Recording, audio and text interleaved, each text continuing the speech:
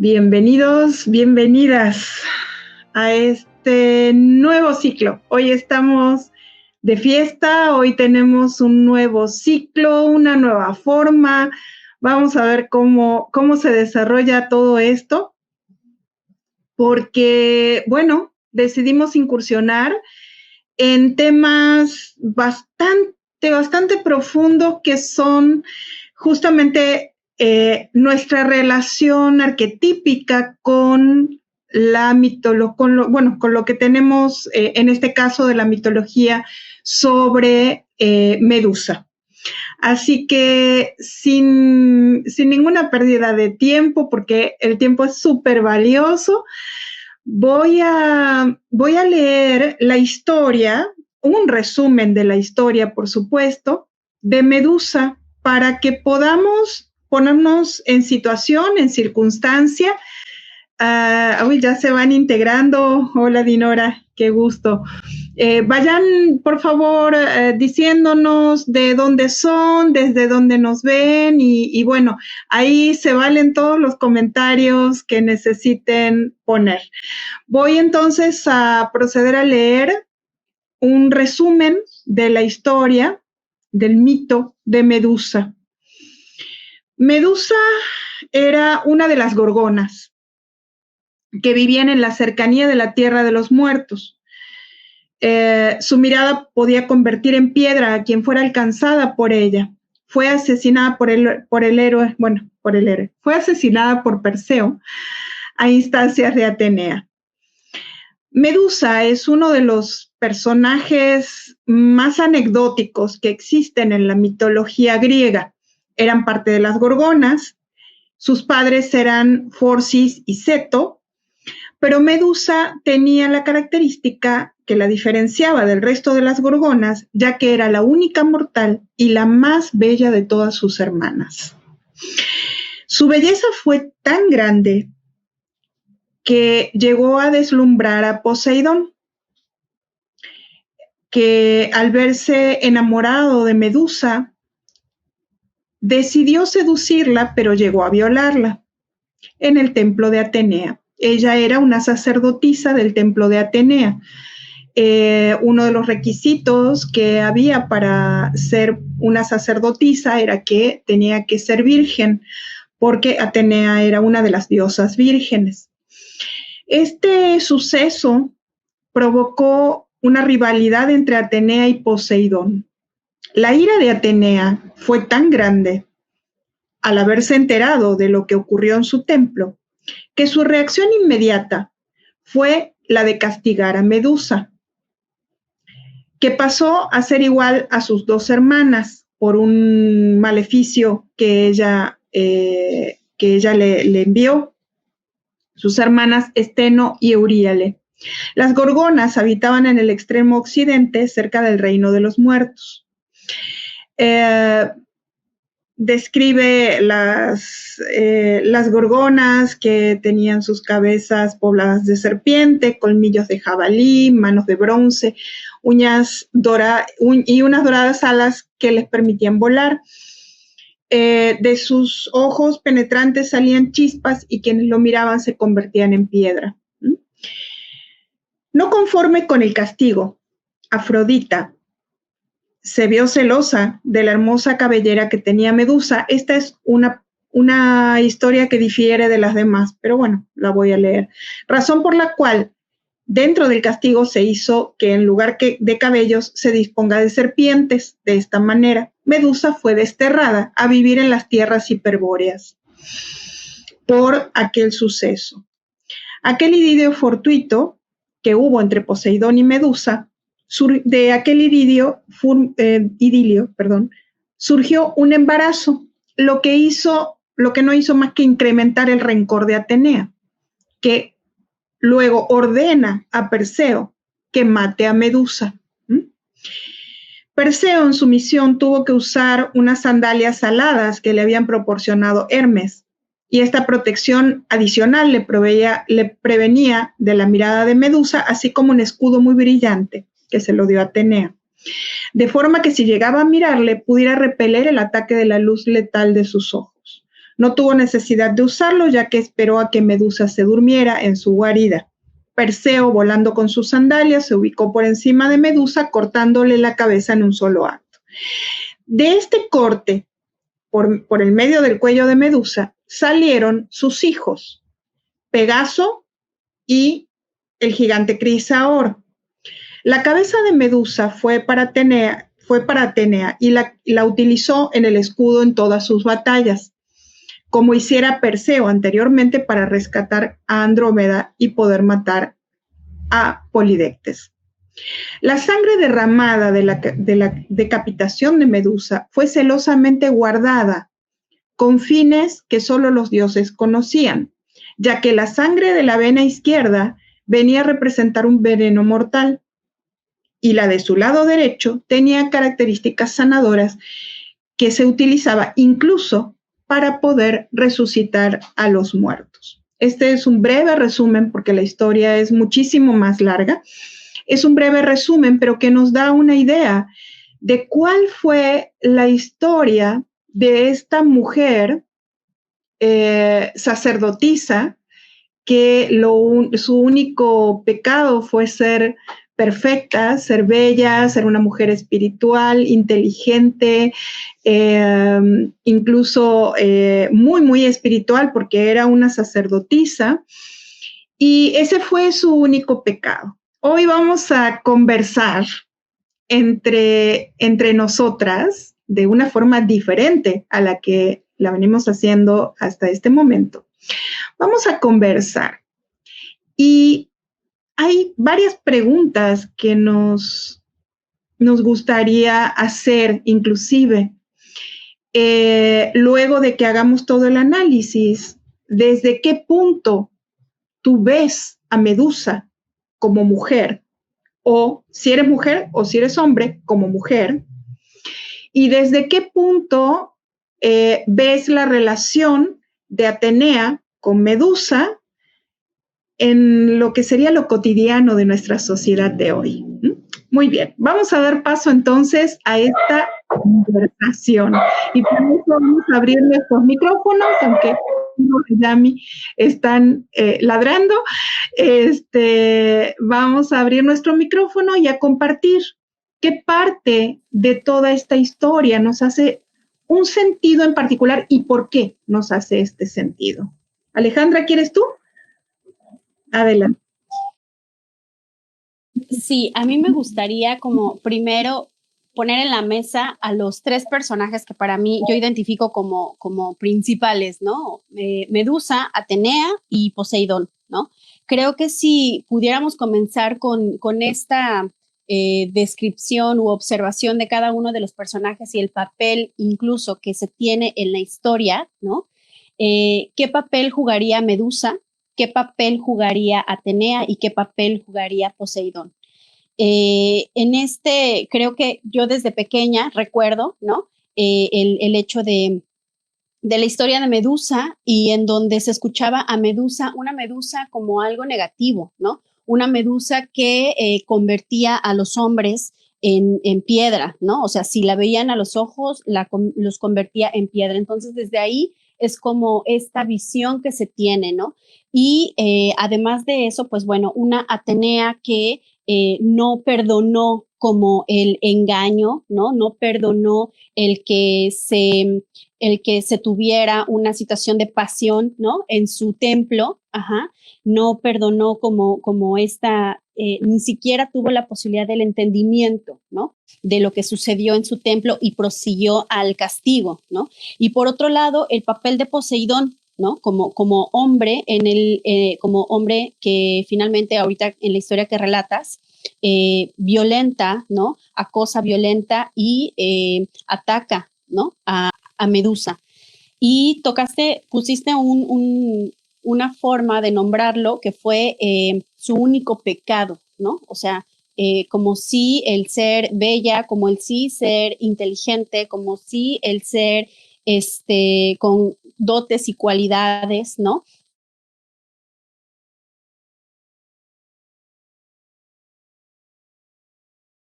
Y sí me gustaría que igual y pudiéramos como, bueno, a mí me parece muy interesante que pudiéramos como desmenuzar, ahora sí que desmenuzar, esa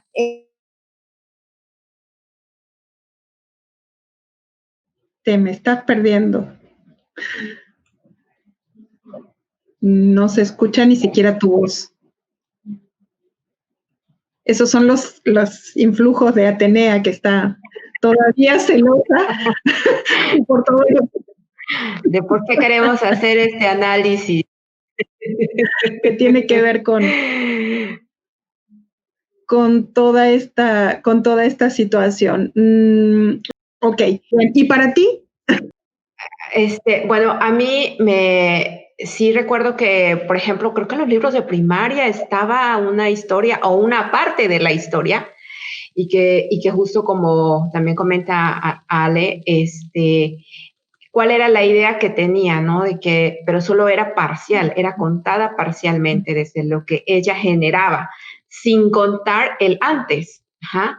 Y muchas veces, bueno, a mí me llevó a pensar como muchas veces se lleva a mirar ciertos comportamientos o ciertos actos, a lo mejor pensando de personas, no solamente de mujeres, que solo terminamos mirando como estos efectos, ¿no? O como es así, o está generando tal cosa, sin tomar en cuenta estos antecedentes. Entonces, y todo que tiene un antecedente, por eso hay un efecto, por eso hay un resultado. Entonces se me hizo muy interesante el que también pudiéramos tomar en cuenta cuáles fueron estos elementos y también desde dónde ha estado contada esta historia de la vida, ajá, que bueno, en este caso, en esta historia, pues es un personaje central, ajá, pero de qué manera ha sido contado. Yo creo que ahí en esta palabra, la que mencionas como el pecado, yo le llamaría como si fuera aparentemente como la circunstancia que le desfavoreció, ajá, pero desde dónde le desfavoreció. Y como muchas veces esta idea también acerca de que si tenemos un sentido de vida, que a lo mejor no sea el tradicional, pero están esos ojos alrededor viendo de cómo, porque el relato diciendo todo el mundo la deseaba y como a ver que se desvíe de ese sentido que tenía su vida. Y como muchas veces hasta en la actualidad, si eres una persona que decide a lo mejor emprender un camino diferente, no tradicional, pues es estos ojos que aparecen y de decir, bueno, pero ¿por qué tienes esa vida? ¿O por qué quieres tener esa vida? ¿O por qué de esa manera? ¿O por qué te ves tan feliz? Ajá, exacto. Entonces, y como el costo que puede terminar, o sea, porque pareciera que eso es lo que está mal, ¿no? Entonces, el costo que pudiera y cómo históricamente ni siquiera eso se ha visibilizado, ¿no? O no se tomó en cuenta.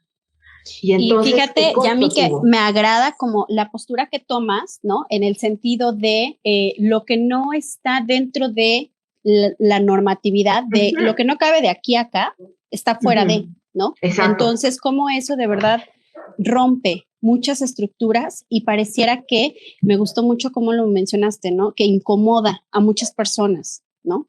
Y a mí me gustaría también como visualizar el papel histórico, ¿no? De la mujer, ¿no? Y cómo es que el hecho de ser una mujer que tiene diferentes atributos positivos, como puede ser la belleza, la inteligencia, el tener un enfoque, ¿no? Hacia una pulcritud, hacia el ser casta, incluso, es algo que puede parecer algo como si fuera un castigo, ¿no? El tener objetivos en la vida, el ver una mujer con decisión y entonces cómo la violencia se hace vigente, se hace tangente, ¿no? Con Poseidón, con esta fuerza, ¿no? Y algo que yo me quedó como muy grabado cuando leía cuando vimos un videíto, ¿no? Que decía como la parte instintiva, ¿no? Si un hombre violenta, si un hombre transgrede, si un hombre arrebata, ¿no? Mediante la parte física, emocional o psicológica, los diferentes tipos de violencia, pues es algo hasta natural, ¿no? E incluso habría que ver porque pues ella era bonita, ¿no? Ella era inteligente, ella era como una mujer que de alguna manera incitaba, ¿no? O sea, como hoy día, desgraciadamente, en esta sociedad seguimos viviendo situaciones de violencia en donde la mujer pareciera que puede ser culpable de que se le genere ciertas acciones de violencia, ¿no? O no se dé a respetar. O sea, todas esas cosas que pareciera que son mensajes del siglo pasado, ¿no? Siguen vigentes hoy día en algunos lugares, ¿no?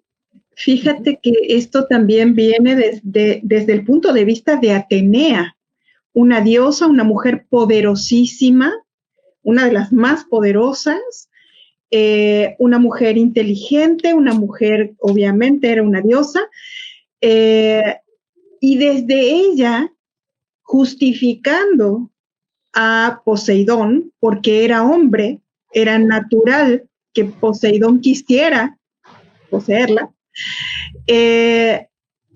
la castiga a ella también, inclusive porque en ese momento Atenea, Medusa era una de las sacerdotisas más bellas y más atrayentes, atraía muchísimo público al templo. Entonces también desde ese punto, desde una de las diosas vírgenes, una de las diosas que tiene como una tendencia masculinizada de su figura, de su historia, ella la ve como algo negativo. O sea, ve esto como algo negativo, la cela, por supuesto, y no le alcanzó, no le fue suficiente ahí lo que le pasó con Poseidón, que la viola directamente, porque esto está registrado, que directamente delante de una de sus estatuas, y ahí viene la ira de ella, ¿no? Y la toma por la fuerza. Entonces, otra de las cosas es que Medusa, una vez tomada por la fuerza y perdida su virginidad, ya en esa época no podía casarse, no podía tener una familia, una vida, por más que dijera, bueno, no soy más sacerdotisa, y tenía que ser desterrada, era como degradada por haber perdido su virginidad. Entonces, para la sociedad ya era una mala mujer, se la ve como una mala mujer. Y desde ahí pasa a la categoría de monstruo, ¿no? También, bueno, igual otro punto que allí justo con eso es como en este relato, como en muchísimos otros, se da como esta separación también de la parte de la sexualidad. Ajá. Porque entonces si ya no eres virgen, ajá, y entendida desde dónde es esta cuestión, ya no puedes seguir teniendo esta vida sagrada. Porque si ella tenía esta vida y este sentido, pero toda vida es sagrada. Es sagrada si tú decides rendir culto a una divinidad, a como uno le decida, o si decide tener hijos, si decide, no sé, ser artista. O sea, toda vida es una vida sagrada. Pero entonces desde ahí también, como con esto que hemos crecido, con esto que ha estado, que no lo tomamos en cuenta, es otra vez, a ver, esta parte queda fuera. Ajá, porque no puede haber una integración si somos todo. Claro, que siempre tiene que haber una decisión y no como en este caso totalmente que fue una situación de violencia y de abuso. Entonces, como muchas veces está la vida sagrada y pienso que cada persona que se conecta con ese sentido de vida va a tener una iluminación diferente. O sea, si tú vives conectada a eso que te inspira, que te llena, que te da paz, que te da pasión, que te hace vivir tus talentos, todas las personas se vuelven iluminadas, o se vuelven creativas, se vuelven con una luz. Y entonces, como eso también pareciera que no va, si no es de acuerdo a lo dictado, entonces eso tiene otro costo. Híjole, me encantó esto que dijiste, de verdad, y lo retomo de una manera, creo que muy, muy, muy importante para mí, me significa, porque la parte que nos han vendido como espiritualidad, mucho de eso, desde la parte religiosa tal vez, a veces, es como somos seres asexuales, ¿no? Si quieres llegar a una iluminación o a una trascendencia, tendría que ser desde la castidad, ¿no? Y bueno, pues desde esos íconos que tenemos, hablando un poquito en cuestión de de lo que se espera de la mujer, ¿no? Que tiene que ser una mujer virgen, pura, o sea, como estas cualidades o características que debería tener la mujer, y bajo ese concepto puedes llegar a un estatus pues de purificación y de trascendencia. Me gustó mucho cómo lo abordas, porque creo que rompe, ¿no? O sea, verdaderamente es romper. Desgraciadamente, específicamente en esta historia, ¿no? En esta cuestión mitológica, pues fue desde una forma dolorosa, ¿no? Y sin embargo, el hecho de vivir una sexualidad plena, eso pega mucho, ¿no? Hablar de sexo en sí es algo que sexo no es igual a ser puro o a tener una vida espiritual. Creo que eso es algo que sí se tendría que retomar. Y específicamente acá, pues sí, como romper con quien fue atacada, ¿no? O sea, porque literalmente fue atacada y lastimada y afectada, y pese a ese dolor personal que para ella era una decisión el no romper su castidad, ¿no? Y alguien, o sea, en este caso Poseidón la arrebata, todavía tuvo que vivir, ¿no? Como con esa pena y ese dolor y esa vergüenza social, ¿no? Bueno. Y también justamente desde el punto de vista de la persona violentada, de la persona que sufre una violencia sexual, en este caso la mujer que sufre una violencia sexual, toda esta carga arquetípica sigue estando, y muy fuertemente, hasta inclusive si tiene esta situación de vivir en su propia vida esta violencia sexual, automáticamente, y todo esto tiene que ver con nuestro inconsciente, nuestro consciente colectivo, tiene que ver con, automáticamente lo que hace es aislarse, es tomar la culpa como primera medida. Y esto también está relacionado con la idea, el arquetipo, lo que nosotros aprendimos a través de las historias, que esos son, las historias son justamente las transmisiones del conocimiento o las transmisiones de lo que se quiere perpetuar. Y justamente las mujeres quedamos con esta carga tan fuerte en el sentido sexual, porque inclusive quienes como sacerdotisas o como mujeres desean hacer de la vida sexual un camino de evolución, un camino de despertar, como es la sexualidad sagrada, ahí chocan absolutamente todos estos arquetipos con esta decisión que es otro tipo de sacerdocio de alguna manera, es otro tipo de sacerdocio. Entonces, ¿en qué punto está el quiebre o en qué punto nosotros podemos analizar hasta dónde la culpa en ese sentido nos sigue como persiguiendo? ¿Hasta dónde permitimos que la culpa nos siga persiguiendo por la sexualidad, por los deseos sexuales, por la forma de sexualidad que tenga? Y bueno, ahí ya después vienen los diferentes tipos de deseos sexuales y las diferentes formas sexuales que cada uno tiene en su vida. Entonces ahí se abre el abanico enorme. Todavía más. Desde la culpa. Mucho más.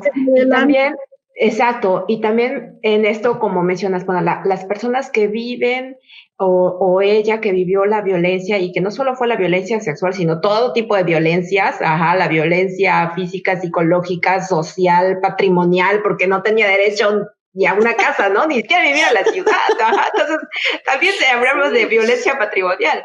Y lo terminó pagando con su cabeza, literal. Entonces, la cabeza. Pero pienso en esta parte de cuando alguien vive, como esta cuestión de las serpientes, o sea, como también nuestros pensamientos se pueden volver, o sea, es como vivir con estas serpientes, y la culpa se puede convertir, por supuesto, en esas serpientes, y que a partir de que la culpa vive en el cuerpo, vive en el pensamiento, entonces todo lo que voy a mirar, lo voy a mirar diferente.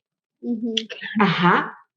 Entonces, y otra de las cosas que igual en el relato, que decía que se toma este símbolo y se empieza a utilizar para ponerlo en escudos o para ponerlo en los hornos para que los niños no se comieran la comida. Ajá. Entonces, ¿cómo desde allá se toma en cuenta? A ver, sembremos como este miedo o sembremos esta idea de lo que te puede pasar, pero totalmente, dividida la historia, ¿no? O sea, a ver, no desde, ¿y cómo es vivir con todo eso?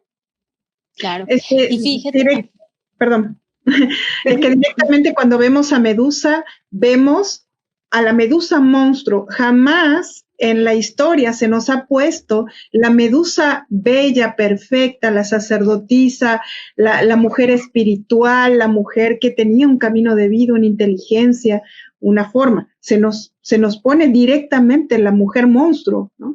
Esa mujer que se transformó por completo, la transformaron. O sea, porque además eso es algo muy importante. O sea, la forma en que otra mujer, además, ¿no? La pone y la visualiza, y cómo es que desde este enojo y desde este celo, ¿no? Que pueda haber alguien más con otros atributos, con otra forma de que los hombres literal acudían a los templos y demás. Ese celo que a veces existe entre las mujeres es algo muy, muy fuerte. O sea, y hoy día que estamos en una situación de competitividad, o sea, creo que hasta la educación ya es una educación por competencias, ¿no? Y entre las mujeres hay muchos mitos alrededor de esa forma de cómo nos relacionamos, ¿no? De cómo nos vemos, de cómo hay muchos dichos por ahí, ¿no? Entre mujeres podemos despedazarnos, pero nunca nos haremos daño, mujeres juntas ni difuntas. O sea, todas estas formas de visualizarnos a las mujeres como algo negativo que de verdad no podemos trabajar en esto que hoy día se ha estado mucho en boga, ¿no? La cuestión de la sororidad. Este relato de plano nos pone como en un matiz muy claro la manera en la que ver a una mujer triunfar, brillar, por el simple hecho de ser quien es, cómo puede afectar y trastocar y lo que le puede generar, ¿no? A la otra. Entonces, esto incluso nos llevaría hacia otra temática completamente, que para mi perspectiva sería la forma relacional de hoy día de las mujeres con las mujeres, ¿no? La manera en la que nos acompañamos, la manera en la que nos miramos, en que yo de verdad me congratulo con tus logros, ¿no? Con lo que puedes llegar a hacer. O sea, si una mujer en un trabajo, y eso lo ponen mucho, ¿no? Si una mujer en un trabajo llega a una superación, pues es que seguro se acostó con el jefe, ¿no? O seguro ahí hizo algo, ¿no? O sea, de verdad, difícilmente vemos como las capacidades desde una manera honesta, ¿no? Y real, y felicitamos y vemos y celebramos, ¿no? Entre mujeres. Es desgraciadamente como muy común la competitividad y la forma de ponerte el pie, ¿no? Y de transgredirte, si así se puede. Y a veces no necesitamos incluso que haya un Poseidón, ¿no? Sino nosotras mismas somos esa mujer que puede cortarle la cabeza, ¿no? Hablar mal, afectar, lastimar, ¿no? Entonces, eso es otro punto bien fuerte. Es que también está esa dualidad, ¿no? Tanto de Atenea como de Medusa, ¿no? De pasar Atenea de ser una diosa a subir a ser tan fuerte y tan negativa, o sea, todo lo contrario. Tan monstruosa también. Tan monstruosa, que hiciera lo que hizo. Y de parte de Medusa, también, o sea, pasar de la luz a la oscuridad completa, pero obviamente sin querer hacerlo, pero también muestra la dualidad en ese sentido, que puede ser tan fuerte y cuanto más elevado el nivel de conciencia, es como que puede ser muchísimo más fuerte. Eso es lo que se ve en esta historia, ¿no? No digo que sea así, pero como que los opuestos son realmente muy, muy poderosos, ¿no? ¿De a mí? Sí, totalmente. Bueno, pues yo creo que igual para ir, digo, hay muchísimo que hablar con todo Mucho esto material. y en lo que estuvimos reflexionando era como tomar en cuenta todas esas historias y cómo nos están influyendo, cómo nos siguen influyendo y que pudiéramos también reflexionar en nuestra vida, reflexionar en cómo nos estamos construyendo y viviendo la feminidad y bueno, ya nos tocará hablar también de la masculinidad porque también hay mucho que decir por allá, ajá, pero yo creo que con algo que me quedo en la semana es para reflexionar sobre la cuestión de cómo hacer la vida sagrada y cómo mantener en ese camino, y tomando en cuenta como los inicios y lo que sostiene ese camino. Si allá hubo algo que nos contaron acerca de que está separada la parte de la espiritualidad con que tenga que cumplirse de distintas maneras la vida, pues es tener la oportunidad de revisar. Eso finalmente es un mito.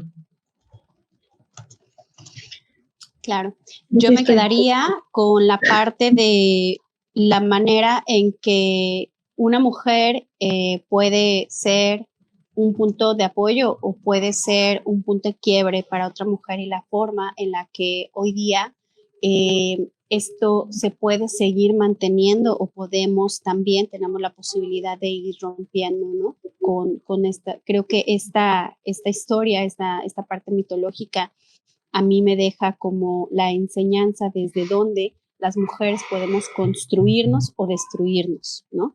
Además, pues del papel que de alguna manera y sin ponerlo en un aspecto negativo puede jugar la fuerza física y la manera en que se ve la parte incluso instintiva de los hombres, ¿no?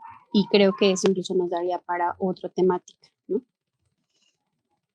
Creo que tenemos para varias partes de este ciclo, porque dentro de todo esto que tanto se ha leído como esto que empezamos a desmenuzar, tenemos muchas preguntas. Una de ellas, que es la que acabo de poner, ¿qué parte de esta historia te llega más? También a cada uno de nosotros, incluso nosotras, entre nosotras hablando, a cada una de nosotras le hacía sentido o le llamaba la atención más una parte de la historia que otra, ¿no? Y esto quiere decir que desde algún punto, cuando nosotros escuchamos una historia, las historias están hechas para poder sanar. Entonces, nosotros cuando escuchamos una historia y nos toca una parte y nos llega al corazón o nos duele o nos hace felices, esta parte es la que está sanando alguna parte de nosotros mismos. Entonces, deberíamos ver y preguntarnos, ¿qué parte de la historia a mí me hace más sentido? ¿En qué parte me siento identificada en base a mi propia vida? ¿Y en qué parte yo siento o veo que he transformado esa parte de la historia que estoy viendo, que estoy escuchando? ¿Sí? Así que tenemos como mucho material de aquí a la semana próxima para poder seguir desmenuzando, seguir observando, y nos encantaría que en la próxima semana puedan ponernos algunos comentarios, no solo en la próxima semana, este video va a estar ya en la semana puesto en YouTube, que vayan poniendo algunos comentarios, porque esta interacción que estamos haciendo nosotras, nos gustaría muchísimo poder hacerla con todos ustedes, todas ustedes, porque es una parte de nuestra propia historia, de la historia que nosotros aprendimos y una parte de lo que estamos transformando como humanidad, de lo que estamos transformando como sociedad y de lo que estamos transformando individualmente como mujeres.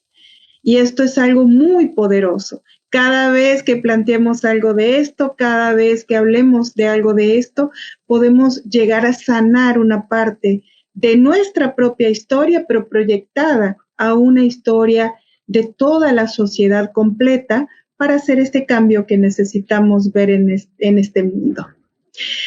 Fíjate, Moni, que yo diría, bueno, si no lo vamos a cambiar, al menos sí que empecemos a visualizarlo, ¿no? O sea, creo que justamente lo rico a veces de los cuentos, de las historias y de las leyendas es que de alguna manera el hecho de verlo afuera, ¿no? Y el que me haga sentido, como bien lo comentas, en algo, ya lo empiezo. El hecho de empezarlo a ver ya nos invita de alguna manera a visualizarlo. Y creo que así se empieza el proceso de transformación en muchas ocasiones. Contarnos historias más completas o desde distintos focos también. Eso cambia la perspectiva. Sí. Sí, muchísimas gracias. Aquí gracias. Ivonne nos mandó un mensajito diciendo, muy cierto, nosotras somos el veneno y el antídoto. Creo que solo una misma es la que se puede vencer para resurgir empoderada desde nuestro poder. Muchísimas gracias, Ivonne. Esto es lo que nos encanta para poder interactuar y para poder, ya la semana que viene, con todavía lo que falta desmenuzar, porque llegamos ni siquiera todavía a cuando la mata, ¿no? Estamos nada más a la próxima semana. En la postura de la muerte para la semana. Entonces, la semana que viene, el siguiente capítulo, vamos a poder desmenuzar justamente toda esta parte, de toda la parte de cuando la separan, que ahora no me sale la palabra, que cuando está sola, de cuando la matan. Entonces, ahí nos encantaría compartir con ustedes todo esto que está resonando en su propia vida, tanto como en la nuestra. ¿Sí? Muchísimas gracias y mucha bendición en esta semana, mucha reflexión. Gracias. Nos vemos la siguiente. Abrazos.